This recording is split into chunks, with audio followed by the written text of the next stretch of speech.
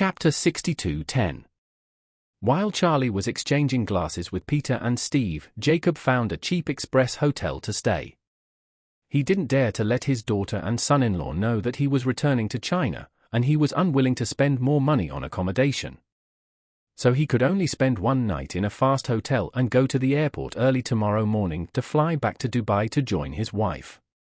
After taking a bath in the moldy and smelly bathroom, Jacob lay on the shabby bed, tears uncontrollably bursting out of his eyes again. He has missed many good opportunities in his life. Maiqing is one, and the Northern Song Dynasty Guild Bronze Buddha is the second. In addition, he thought carefully about his life. And it seemed that he had never seized any good opportunities. He finally got into the Calligraphy and Painting Association and became the executive vice president. But he was fooled by himself. Now, he still has to lie in bed, holding his mobile phone and writing a resignation email to Chairman Pei. However, he also knows that the resignation email is just a formality to express his attitude, and to leave it for President Pei to mediate for him in a lower space. At this time, President Pei was not idle at home. He found Orville's mobile phone number through many inquiries. After much hesitation, he called Orville.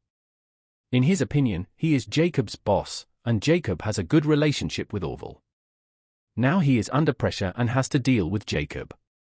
He should say hello to Orville. Otherwise, if Orville turns around and blames him, on top of his head, didn't he offend him for no reason? He had to make it clear to Mr. Hong that he had no choice but to deal with Jacob.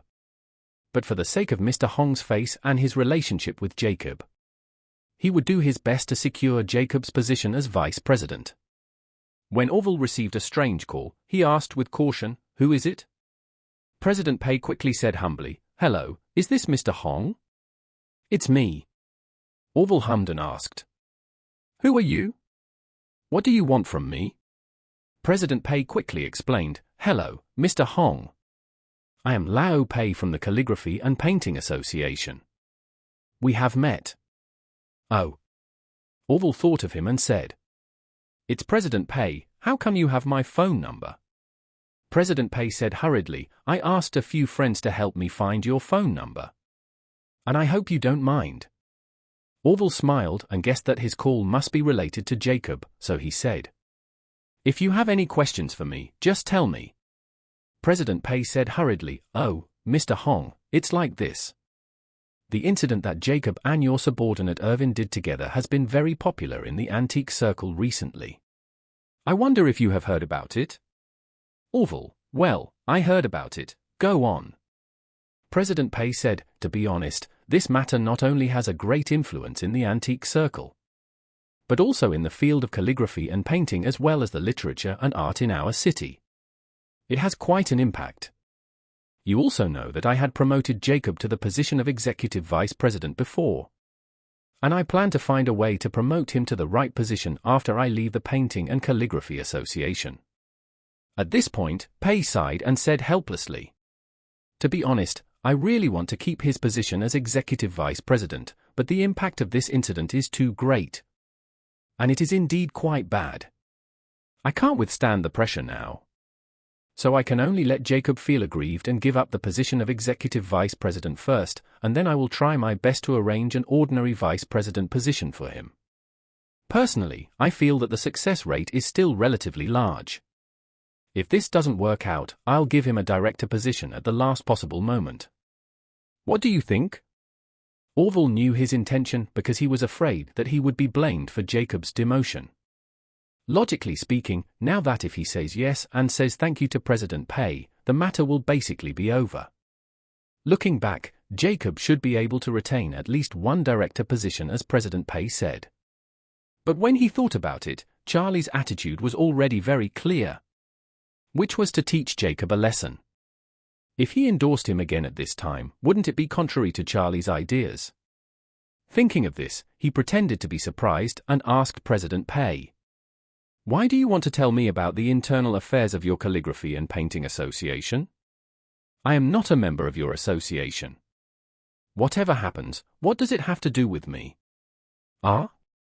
President Pei didn't come back to his senses for a while. He could hear that Orville's tone seemed a little displeased, but for a moment he couldn't figure out what the source of the dissatisfaction was. Was he dissatisfied with his behavior when he called him to report, or was he dissatisfied with his own handling method? Or does he simply not want to care about this matter? President Pei, who couldn't grasp the key point, quickly said, "Mr. Hong, I am reporting to you because I don't want you to have any misunderstandings about this matter. I am also worried that you will be unhappy if you know that Jacob is demoted." Orville said bluntly, "It has nothing to do with me. What should I be happy or unhappy about? Even if your calligraphy and painting association is disbanded tomorrow, there will be nothing to do with me." He said, feeling a little impatient, "Okay, I'll hang up, I have to deal with something here." Before President Pei could react, a busy tone came from the phone, reminding him the other party had hung up. This time it was President Pei's turn to be confused. He couldn't help but mutter to himself, "What does Mr. Orville mean by this? Doesn't he want to care about Jacob's life or death? Wasn't he very polite to Jacob before?" President Pei's wife came out of the bedroom. Looking at him, who looked confused, she couldn't help but ask, "Old Pei, what did Mr. Orville say on the phone?" President Pei said, "He said that the Calligraphy and Painting Association has nothing to do with him. And that even if it is disbanded, it has nothing to do with him." President Pei's wife immediately said, "Is there any need to think about it? He must not be interested in Jacob's business."